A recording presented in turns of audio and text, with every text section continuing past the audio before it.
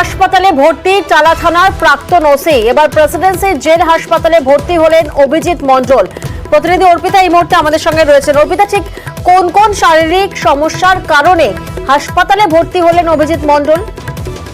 দেখো, তোমাকে জানাই যে গতকালকে ওসি অভিজিৎ মণ্ডল এবং এই প্রাক্তন আরজিকরের অধ্যক্ষ অর্থাৎ সন্দীপ ঘোষকে শিয়ালদা আদালত থেকে যখন জেল হেফাজতের পরে যখন তাদেরকে নিয়ে যাওয়া হচ্ছিল, সেই সময় প্রিজন ভ্যানে ওঠার সময় তখন সন্ধ্যে 7:30 নাগাদ তিনি প্রিজন ভ্যানে ওঠার সময় ওসি অভিজিৎ মণ্ডল তিনি হোঁচট খান এবং তারপরেই দেখা যায় যে সেখানে একজন পুলিশ কর্মী তাকে কিন্তু তুলতে সাহায্য করছে। এরপরে তিনি যখন প্রেসিডেন্সি জেলে যান, সেখানে গিয়ে তিনি অসুস্থতা তিনি বোধ করেন এবং সেখানে তিনি জেল কর্তৃপক্ষকে গোটা বিষয়টা জানান।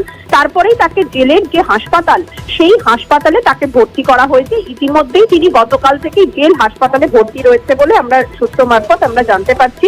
কারণ তিনি এখানে যখন তিনি বেরোচ্ছিলেন তখন তিনি হোঁচট খান এবং তার ফলে তার কিছু শারীরিক কিছু সমস্যা আগে থেকেই ছিল এবং তিনি জেলে গিয়ে আরো বেশি অসুস্থতা বোধ করায় তাকে জেল হাসপাতালে ভর্তি করা হয়েছে বলে জেল সূত্র থেকে খবর।